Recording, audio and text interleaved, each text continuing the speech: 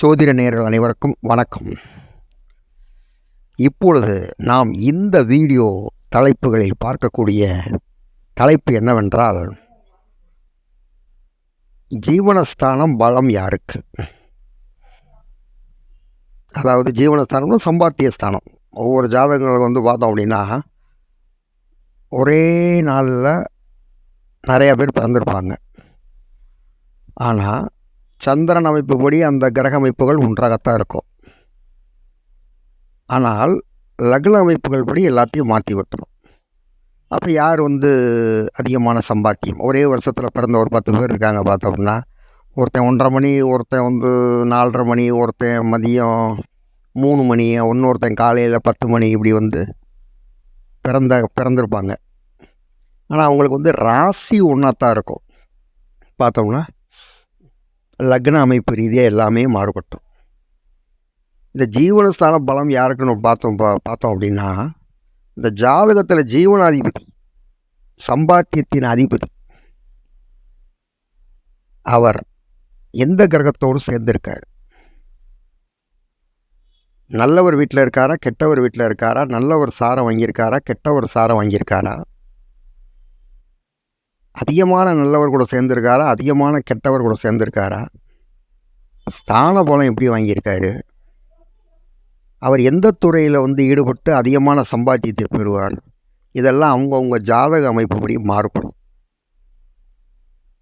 நம்ம பலன் சொல்லும்போது இப்போ பார்த்தோம்னா, நிறையா ஜாதகங்கள் அந்த ஜாதகங்களை பார்த்து நட்சத்திர சார வரைக்கும் எல்லாம் பார்த்தா தான் க்ளீனாக வருமே தவிர, மேலோட்டமாக 10ஆம் அதிபதி இப்படி அப்படின்னு சொல்லும்போது தப்பாயிடும்.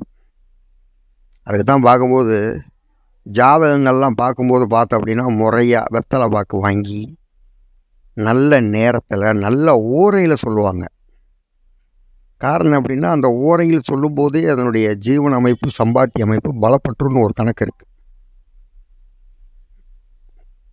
அதுக்காக தான் முன்னோர்கள், பெரியோர்கள் அந்த ஓரை நேரம், அந்த அமிர்த யோக நேரம், சித்த யோக நேரம், இந்த மாதிரி நேரங்களில் அந்த ஜாதகங்களை பார்க்கப்படும் போது பார்க்குறவங்களுக்கு பலம் கூடுது என்று அர்த்தமாகும்.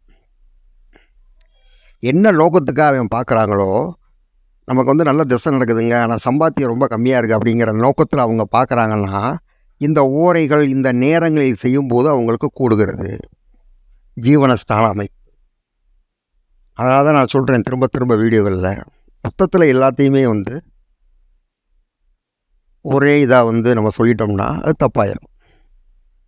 ஒவ்வொருத்தவங்க பிறக்கும்போது அவங்கவுங்க ஒவ்வொரு லக்னத்தில் 5 செகண்டில் லக்னம் மாறுறதெல்லாம் இருக்குது, 3 செகண்டில் மாறுறதெல்லாம் இருக்குது.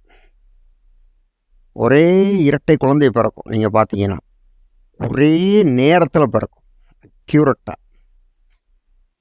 ஆனால் 2 பேரும் மூஞ்சி, கை, கால் எல்லாம் ஒன்றா இருக்கும். ஆனால் அவங்க சாதிக்கக்கூடிய விதங்கள், சம்பாத்திய அமைப்பு மாறுபடும். இது எப்படி? ஒரே நேரம் தானே, ஒரே லக்னம் தானே, அது ஏன் மாறுபடுது அப்படின்னா, அந்த கணக்கெடுத்து பார்த்தோம் அப்படின்னா, அந்த ஜாதக நோட்டில் உள்ள கூறுகள், கிரக கூறுகள் நட்சத்திர சாரங்கள் மாறுபட்டிருக்கும். அதனால தான் ஒவ்வொருடைய ஜாதகத்தை சம்பாத்திய அமைப்புகள் எவ்வாறு உள்ளது அப்படிங்கிறது, வாழ்க்கை நிலைகள் உள்ளது, இது எல்லாமே நாம் புதுப்பலனாக சொல்லிவிட முடியாது, தப்பாயிரும். அதுக்காக தான் நிறையா பேருக்கு ஜாதகத்துக்கு மேலே ஒரு கெட்ட பெயர்.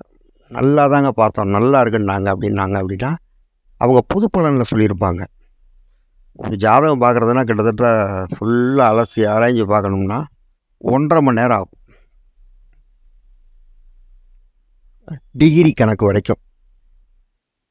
இப்போ நான் சொன்ன மாதிரி அந்த 2 குழந்தைகள் பிறக்குதுன்னு வைங்களேன், எல்லாம் ஒன்றாத்தான் இருக்கும், ஆனால் டிகிரி மட்டும் மாறுபட்டோம். ஏன்னா ஒரு குழந்தை வெளியே வந்தோடனே அடுத்த குழந்தை வெளியே வர்றது குறைஞ்சபட்சம் எத்தனை மணி நேரம் ஆகும்னா ஒரு 10 நிமிஷம் 15 நிமிஷம் ஆகும். அந்த 15 நிமிஷ லெவலில் டிகிரி பாகைகள், கிரகங்களுக்கு கூடிய பாகைகள் மாறுபடும் போது எல்லாமே மாறுபட்டு தான் ஒரு குழந்தை இரட்டை குழந்தையாக பிறந்தாலும் ஒன்று ஒரு ஃபீல்டில் இருக்குது, இன்னொரு துறையில் இருக்குது. ஆனால் எல்லாமே ஒன்றா தான் இருக்கும். அதுக்காக தான் ஜாதகம் பார்க்கும்போது வெறும் கிரக அமைப்புகள், ஒரு நட்சத்திர சாரம் இதை மட்டும் பார்க்காம எல்லா கோணங்கள், எத்தனை டிகிரியில் ஒவ்வொரு கிரகங்கள் வாங்கியிருக்கு அப்படிங்கிறத பார்க்கும்போது தான் முழு தன்மைகளும் வெளிப்படும். நேயர்களே, உங்களுக்கு உங்களுடைய ஜாதகங்களை பார்க்க விரும்பினால் என்னுடைய அலைபேசி எண்ணுக்கு அழையுங்கள். உங்களுக்கு நான் தெளிவான பலன்களை கூறுகிறேன். நன்றி, வணக்கம்.